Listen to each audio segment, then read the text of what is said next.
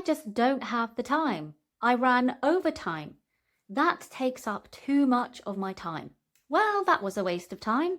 Are these familiar phrases that you find yourself saying quite a lot? Well, have no fear because BAST is here. Lynn and I are together again this week to bring you some tips to find better or more efficient time management so that you can thrive in your week as a singing teacher and, let's face it, as a human being. So let's procrastinate no further and let's get into it. Lynn, what sort of deadlines do you see yourself having to face in the job that you do? Oh, there's deadlines such as getting this podcast out on a weekly basis, attending lessons that I have to give, or client sessions. There was a lot more deadlines before because I had lectures to make sure I delivered every week. Yeah, so they're the kind of things at the moment.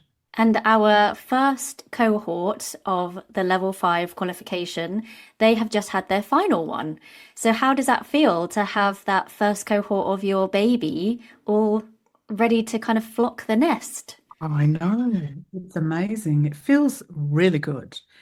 It's been wonderful to watch them evolve and develop over the last nearly 2 years. And also just to read how much their teaching and their approach to their careers and their business has changed because of the work that they've been doing during the course. It really feels very exciting to think that they're going to be going out there, living their singing teacher dream and spreading, the amazing knowledge and experience that they have to other people who are interested in singing. And we've got one of them, Molly Marie Walsh, coming on the podcast. I think it's next week to talk about musical theatre and context and the importance of that. So I'm looking forward to that one for sure. Part of the level 5 is mentoring, and I am one of the lucky ones who gets to meet with some of the cohorts to talk about certain things, how they're finding the course, their questions. They're very curious. One of the questions that seems to come up is about time management and how we can make that as effective as possible so that they can carry on working or being a family member whilst they become an awesome singing teacher. Is that something that you have found as well?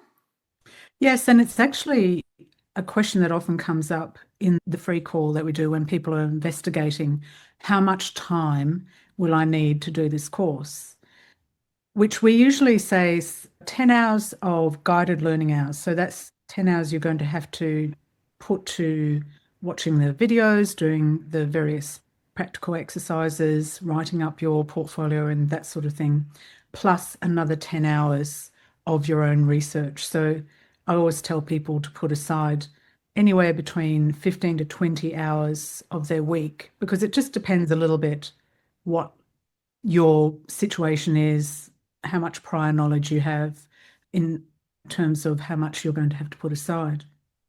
And then more often than not, people will say, oh, yeah, that's fine, I can do that. And then they'll start the course and they'll realize, oh my gosh, actually, that is a lot of time out of my week.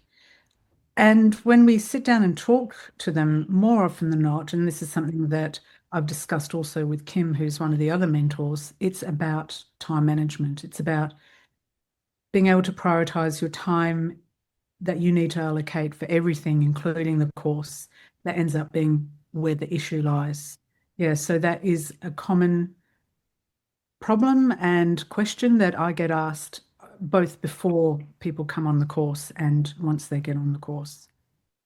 When you hear someone say, like, oh, I don't have time to go to the gym, or oh, I just don't have time to do that particular task, do you think that actually we probably do? We just don't know where to find it?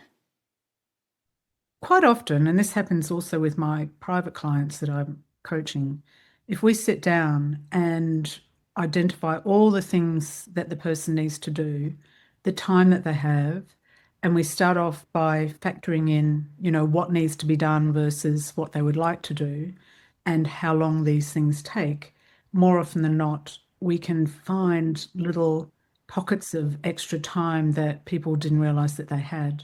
Of course, the classic is the amount of time you might spend scrolling through your Instagram feed versus the time that actually you really need to do that.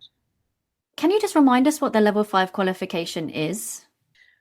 Sure, the level 5 is a vocational qualification that is awarded through RSL Awards, and it consists of 6 modules that cover vocal pedagogy, health and well-being of the practitioner, career and business planning and implementation, along with how to teach in groups, and obviously anything to do with having a student in front of you, whether it's lesson planning, the tools you've got. Yeah, we go very deep into the anatomy and physiology as well. And this is sort of qualification that I wish I'd had when I first started teaching, because I think it would have given me a great overview and a lot more confidence as I set off on my teaching journey. And that's something that we're discovering with these students that are doing it.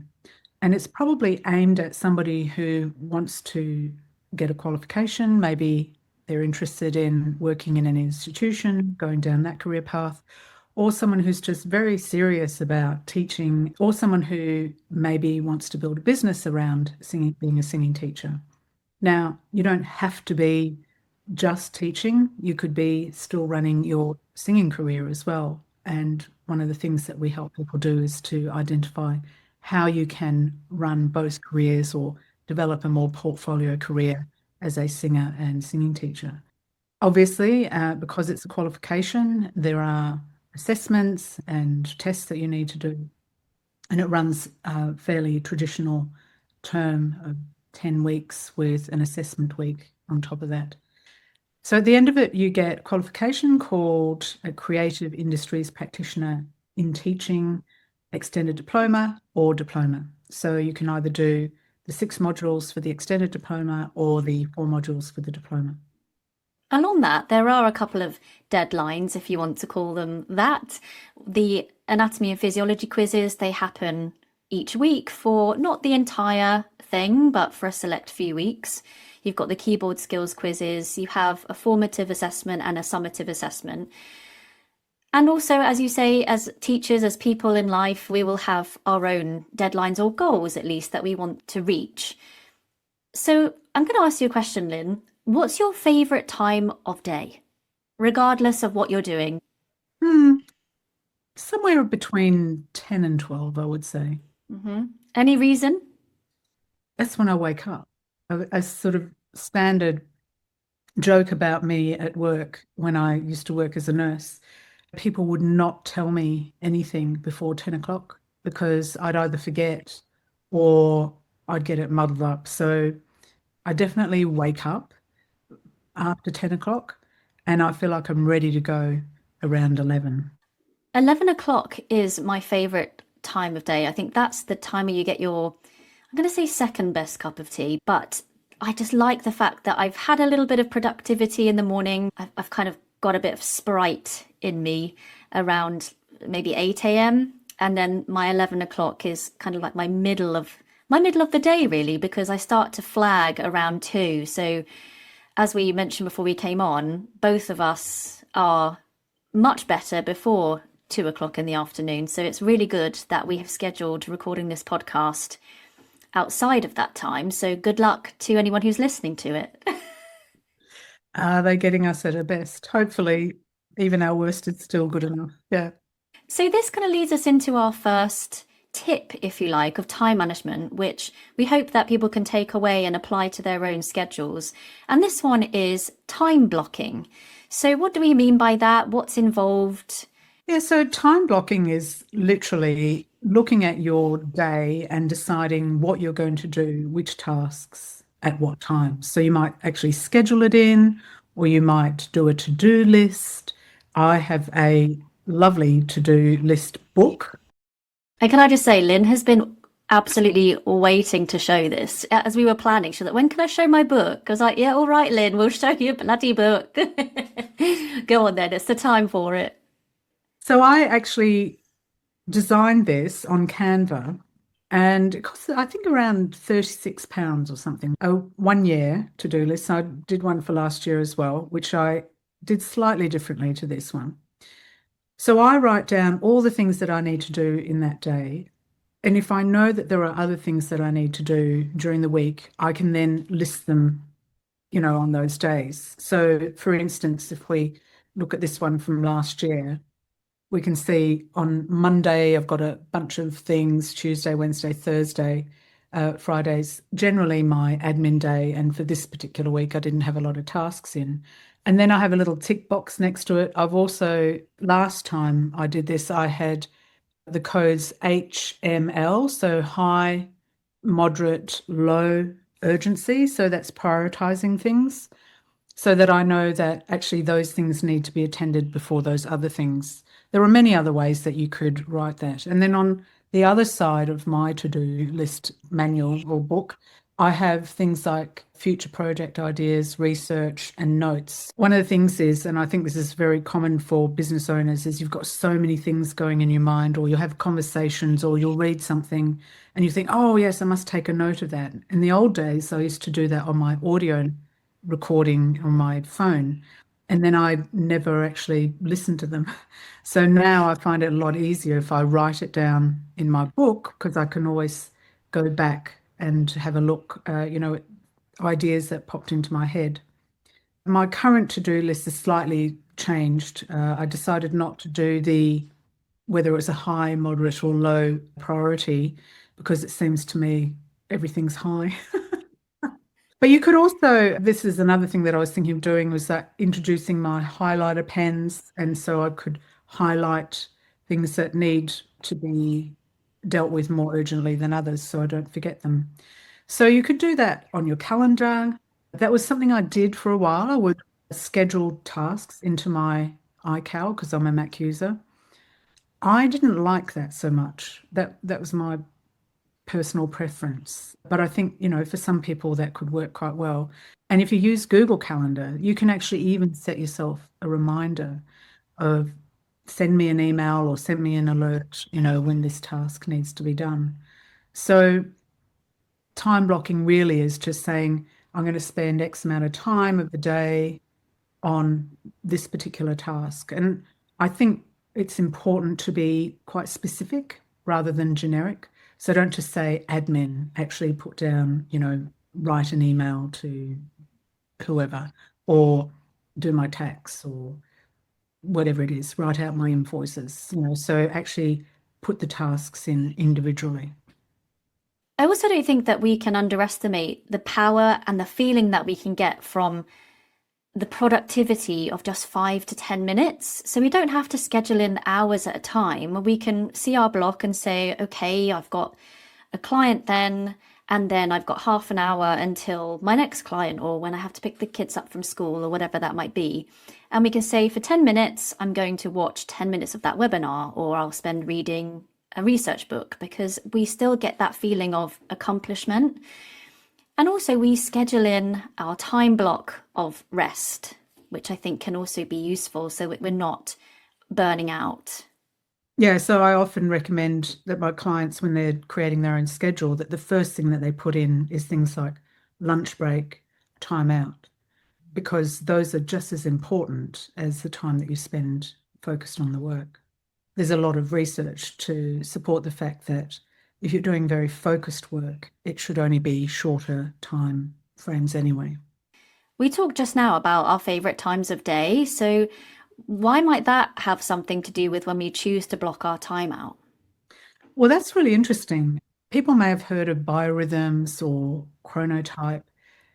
There are definitely certain times of the day that suit individuals better or worse. So we talked about sort of 10 to 11 to 12 being sort of pretty good times of the day for us, but other people, I can't relate to them, I have to say, feel that their best time is like 5:36, 7 o'clock in the morning. Me, I'm still asleep. There's no way you're getting me up to do anything. I used to do it when I was younger, but nowadays, given the choice, I don't get up until about 8:30. But I work until later as well. So understanding what your chronotype is or your biorhythm will also help you to schedule different tasks at different times. So, for instance, if you know that you really are awake sort of early afternoon, that's probably the best time to schedule the more complex tasks, the ones that need more concentration. If you know that you're the sort of person that is much brighter in the morning, then you would set that task early in the morning. And then for tasks that are lower end focus or concentration, you can actually schedule those in for when your focus isn't as strong, when you're not as mentally alert. Or you might say, now's the time to take a break. And it might be that just taking a break for 20 minutes or half an hour is enough to give you the energy to continue on with the task or with another task. There is a chronotype quiz that you can take to find out what's suitable for you, and I think you're assigned an animal. I took the quiz and I am a bear, apparently. So it's apparently one of the most common chronotypes. About 55% of the population shares that chronotype.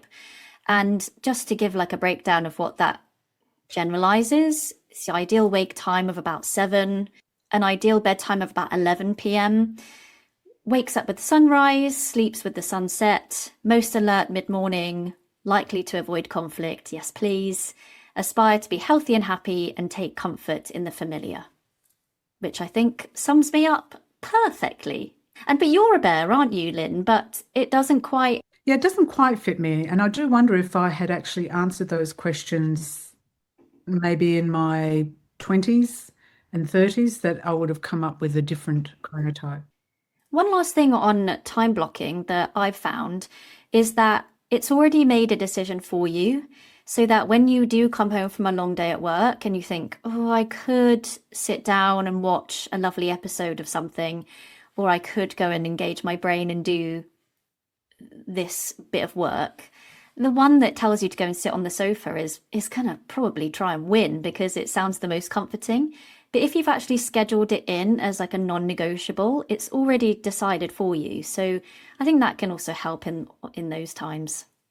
And also, the other thing I want to add is that it's great having time blocking and scheduling your tasks however long, but also take advantage of those unexpected moments. Say, for instance, if you've been sitting there waiting for a student and they haven't turned up, that might be an extra half an hour or something that you could fill doing one of your other tasks. And so if you have a list of your to-do list of tasks, there might be something that you could do within that space. So it's not just about blocking in time, but also being a little bit flexible and saying, well, if time allows, maybe the kids didn't need to get picked up as soon as you expected, and that's given you another half an hour. Maybe there's something you could be fitting in there. So if you have your to-do list, then you are able to very quickly fill that in with something that's going to be useful for you. I very often have nightmares that I haven't finished my dissertation. Even to this day, it's been many a year since I graduated uni. And even the other night, I had a dream that I hadn't finished some English homework from secondary school, and my old, very lovely English teacher popped up and told me that she hadn't received anything from me, which was an overwhelming sense of panic. I was a bit of a goody two-shoes at school. So sometimes when we heavily focus on the end product, it can make us feel quite overwhelmed. So to help that, we can maybe set some micro goals along the way. So instead of saying, I need to learn absolutely everything about vocal pedagogy and all the tools and how the voice works, we can just take a step back and set a little micro goal of, I want to understand the role of the ribs, or I want to understand the role of airflow or function of the vocal folds or layers of the vocal folds, and it just chunks it down for us. And again, just like we mentioned in time blocking, every 10-minute bit of dedication adds up to a step towards that big goal in the end. And that leads me on to reverse engineering or back scheduling. So thinking about, well, what is that thing that I need to do ultimately? And what are the steps that will take me there? So looking at, in order for me to achieve finishing, whatever that project is that I need to do, what will need to have happened in the days or weeks leading up to that? And so you might say, well, the week before, I will have finished a draft and I will have got someone to read through it, or I would have checked my references, or whatever it is that you need to do at that stage. And then you reverse engineer that. So what do I need to have done or what are the tasks or what will I need to have achieved for me to get to draft stage. And so you go back however long that takes, and you might say, well, based on my past experience or on what people have advised me, it's going to take X amount of time to get to that stage. And these are the things that I'm going to have to do in order to be able to write up that draft. I have to read my papers. I have to find all my references. I need to decide, what the different headings are and what the subheadings are. And so breaking it down and until it's like you said, so it's little micro tasks, but also reverse engineering which each stage is going to be until eventually you get to here I am today, what do I need to do tomorrow to move me in that direction? So we can reverse engineer in order to break things down, and it becomes a lot less overwhelming rather than thinking, oh my God, I have to finish that dissertation of 1,500 words by such and such. It can be really overwhelming. But when you break it down and reverse engineer it, then you know exactly what you have to do tomorrow, what's going to be needed to be achieved by the end of 2 weeks, 4 weeks, a month, etc. And that can also just make it a lot easier and more palatable to sit down and do those tasks. Either side of those tasks, we can set a buffer time. So that might be the task you think is going to take you maybe an hour. But if you just allow an hour and 15 minutes, then it means that you're not stressing and rushing from one thing to another. There have been too many times where I have been in a really good conversation on the podcast and we've gone over and I'm just finishing up when there's the knock on the door of my student and I'm like, no, I haven't set that up or I haven't said bye, and it all feels a bit too stressful. So in order to avoid that, whatever task you have, if you can bookend it, preface it with a little bit of a 10-minute buffer so that you can go and make a cup of tea or something, grab yourself a treat to have whilst you're doing your work, but then just extend it by a few minutes or so, then you're always going to be in a little bit of a calmer space when you've started and finished that task.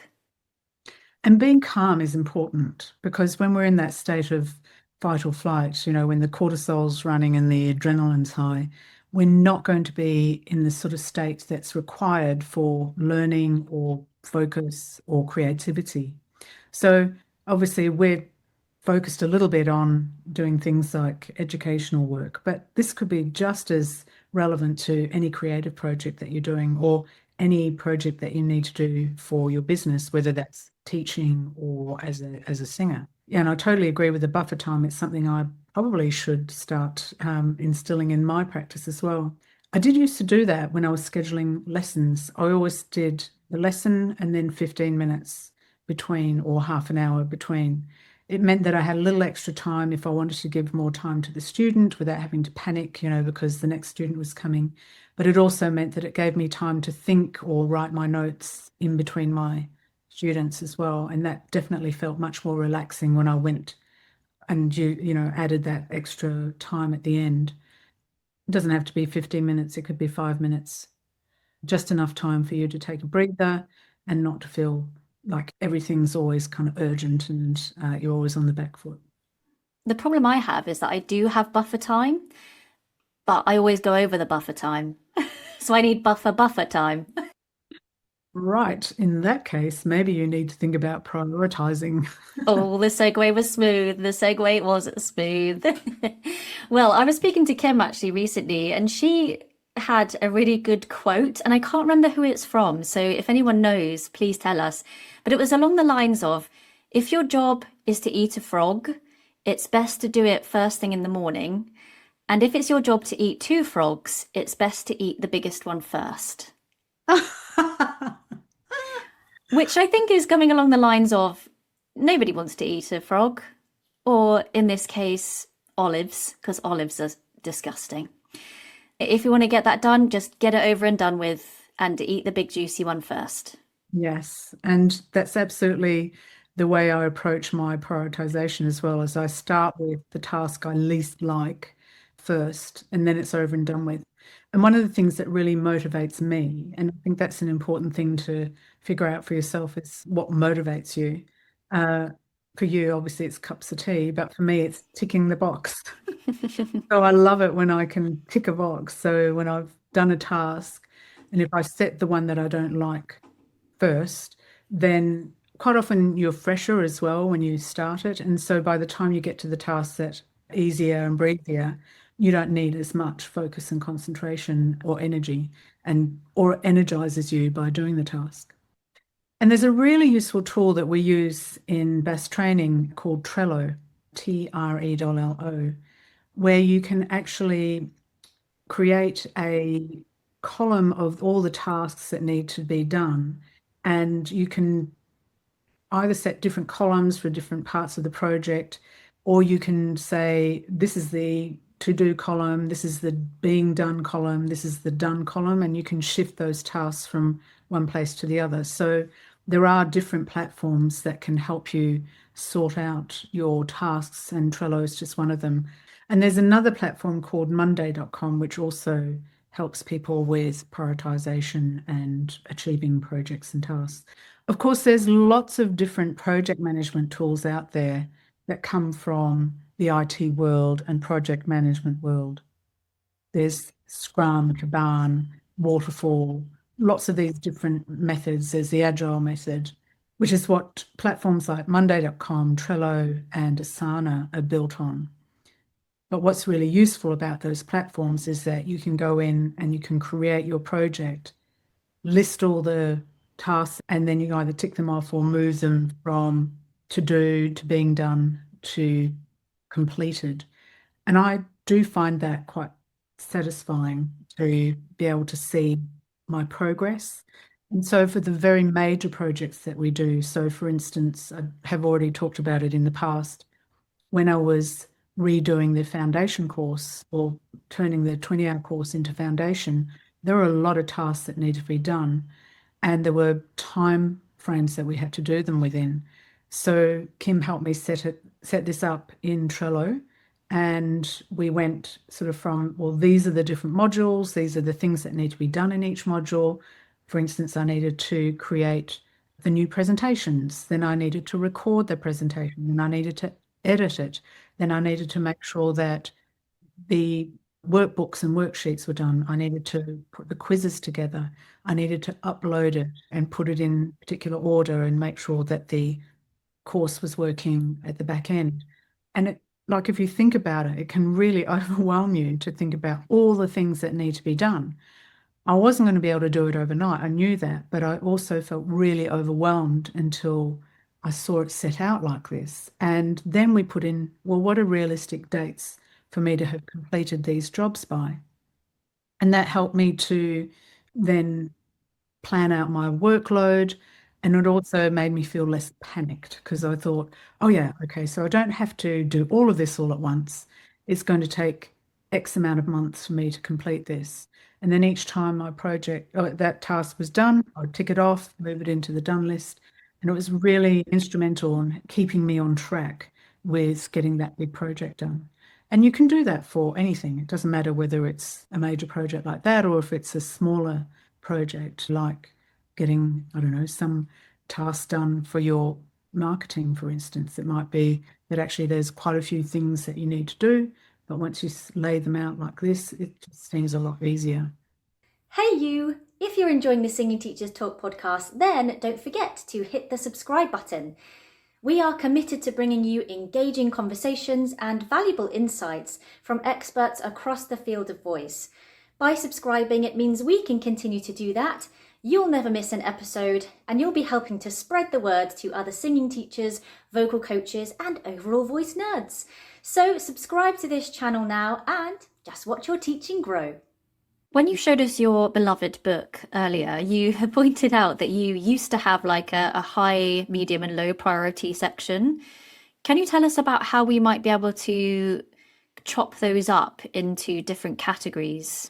Well, there's a variety of ways that you could do it. You could number it. You could say, okay, so 1 is super urgent, 3 is non-urgent, and 2 is somewhere in the middle. So you could number it, and that might be defined by when is it due?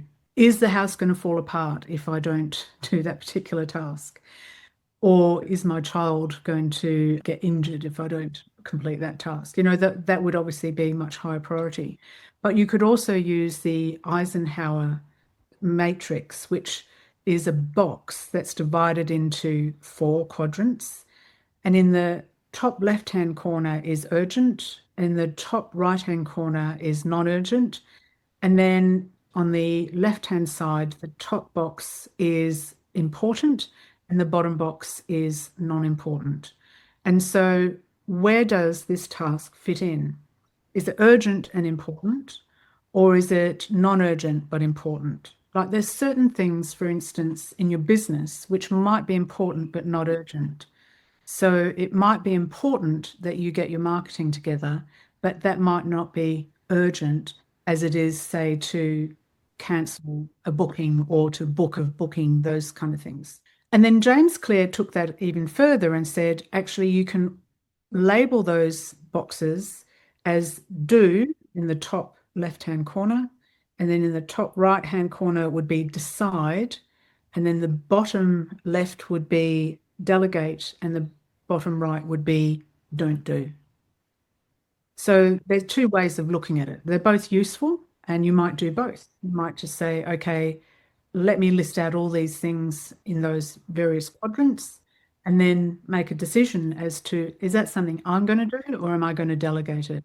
Do I really need to do that? Do I really need to scroll through my Instagram feed? Probably not. Yeah, so that's another way to help you identify where you're going to spend your time and what's something that needs more urgency than others. To follow on from that, task batching might also be helpful. So once you've figured out what the priority is, let's say you feel the priority is doing an invoice for somebody who had a lesson yesterday, well, do that invoice, but also do all your other invoicing as well, unless you, of course, have a platform that does it for you automatically. You can do them all in one go so that you can tick the entirety of that off your list. Or if you have lots of notes to do all your notes in one go so that you're not having to then flip between focuses throughout your day or your week and get flustered. And that is actually quite an interesting point about how the brain works. So very disappointingly, females can't multitask. So what happens in the brain is that your brain focuses on this thing, and then when you switch task, it then has to do a switch. And so making sure that you're batching something up as, what's the common denominator here is really useful for the brain, because then it knows what it needs to focus on and it doesn't get distracted, because it's very easy to distract the brain. In fact, that reminds me of a book called Indistractable by Nir Eyal, which talks about all this sort of things that will distract the brain and some really useful strategies to help you stay on task and focused. But the fact is, and science has proven this, the brain can't multitask. So we need to accept that as females and move on, and then just make sure that we're taking that into account when we're scheduling and thinking about our tasks. So making sure that there aren't any distractions around, removing those things that will send you off down a rabbit hole of time and effort. Another really useful task that business owners can batch is social media marketing content. So rather than thinking, oh, I have to come up with this post today and then another post tomorrow, is actually sit down and write down all the posts or topics that you want to talk about, identify whether you want to do that as a reel or as a carousel or as a regular post, where you're going to put it, then allocate some time on a day when you know that you can focus on these things to create your content. So that's a really useful way to deal with your content for your social media. Perfectionism can lead us to spending potentially unreasonable amounts of time on a task. I know for me, report writing, it should take me a day at most, 10 minutes maybe per student, but I know it takes me triple that. So I'm going to be spending a week on those reports. Timing something and tracking how long something takes you is quite good for recognizing your own tendencies or habits, or even those distraction habits. And it can highlight where our inefficiencies are and where we might be losing time, whether that's something an unconscious scroll, or sometimes I'll go and listen to a song on YouTube for my repertoire list, but I'll find that 15 minutes in, I'm watching some old interviews of people that I'm interested in. My hands up on that one too.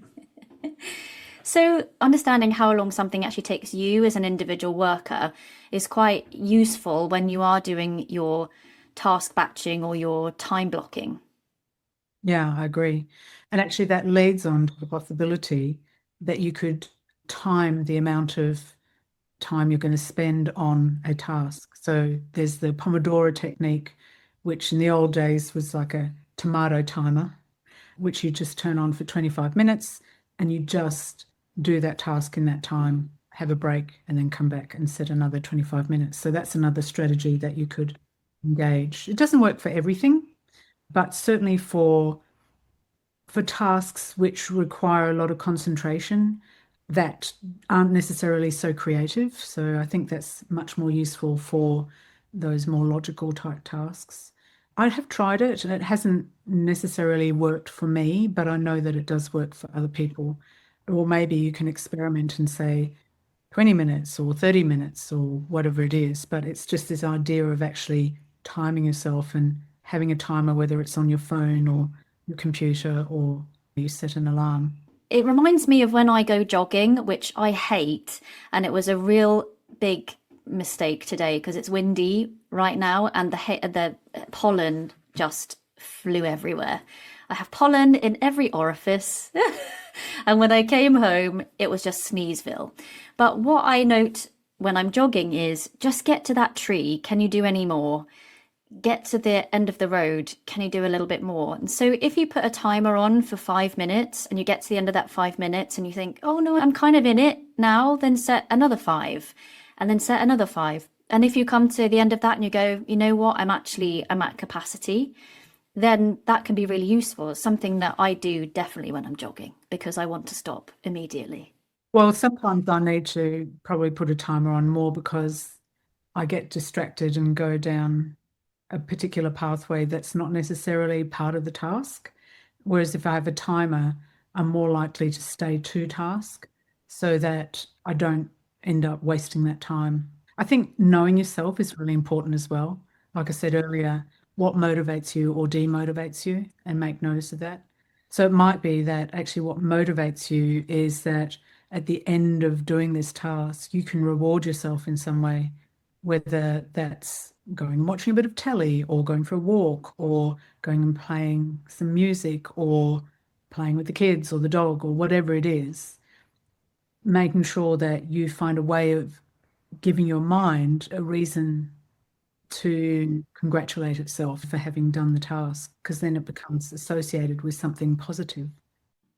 I know it's a bit of a controversial topic at the moment, and we do have the lovely Rachel Drury coming on in a few weeks to talk about AI.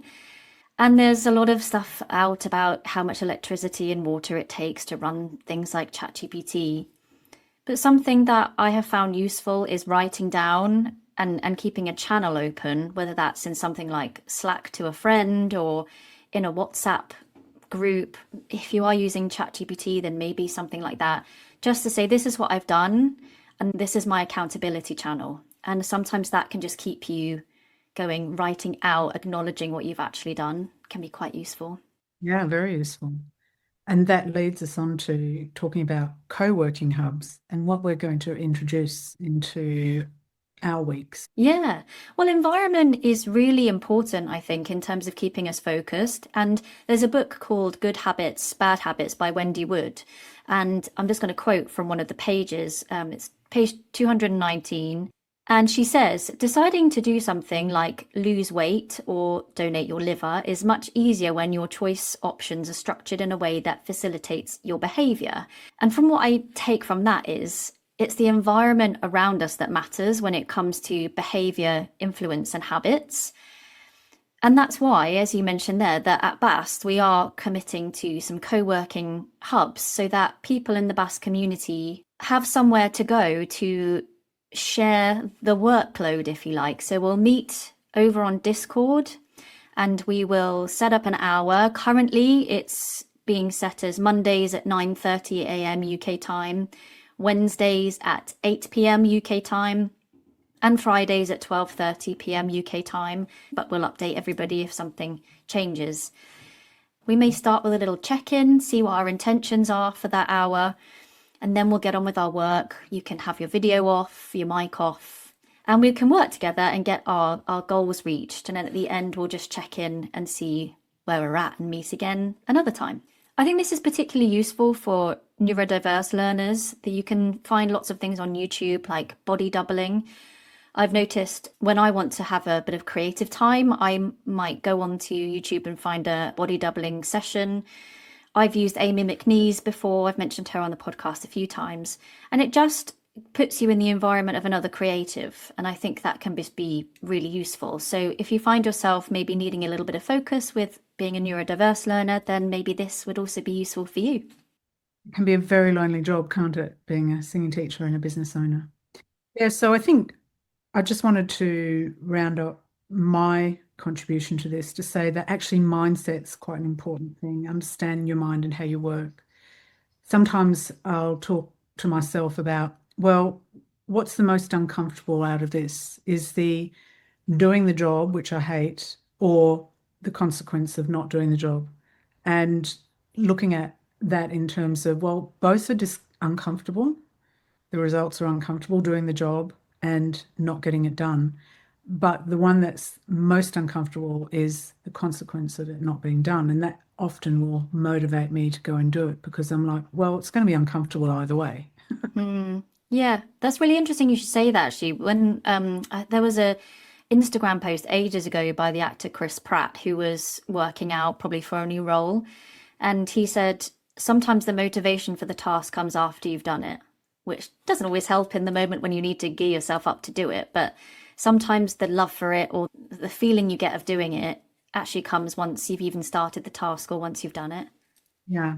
And just getting on and doing it. I mean, we spend so much time and energy, don't we, trying to come up with excuses of why we shouldn't. And we could use all the things like children, other work commitments, family commitments, friends, etc., gigs, all of these things. But there's always somewhere in your day that you can pull back and go, actually, I'll take 15 minutes here, 15 minutes there, another 15 minutes here, another 15 minutes there. And suddenly you've got an hour of your day where you've actually achieved these tasks. And I would also say, especially if you're in a situation with family commitments, is get your family on board with you and just say to them, look, I need to find X amount of time out of my day or my week to be able to focus on doing this task or this project or this study. Can you help me figure out where I can find that time? And can we also make an agreement that during that time I don't get disturbed? And it will be a time that suits everybody in the family, not just me. And quite often, you'll find your family will be quite happy once they understand that you have this need. Generally, with kids, if you're on demand, they will expect you to be on demand. But if you have a negotiation, which is actually, if I can pull back this time for me, I will make sure that I have this extra time for you, or we do this extra thing. Obviously, I'm not telling people how to parent, but there's always ways to negotiate these things. And the other thing is understand that your brain is easily distracted, especially in this day and age. Our brain's just been overstimulated by so many things that can distract it and give us a dopamine hit. And as soon as we get that, that's why we end up going down this nasty track of scrolling through feeds that, to do with cats and dogs and babies and or whatever it is, how to put on makeup. And I find myself watching ridiculous things that I don't even do myself, but somehow it's really fascinating to watch someone else do it. But these algorithms and these particular topics are specifically created to engage your mind and to give your brain this hit of dopamine.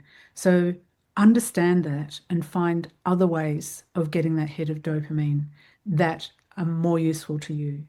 Or go cold turkey and see actually what happens when you take away the digital aspect. Of course, you still have to listen to the podcast. And just give yourself and your brain time out and say, I'm not going to use my phone or go down a computer or do anything digital for X amount of time. It might be 1 hour or 15 minutes that you might not normally do it.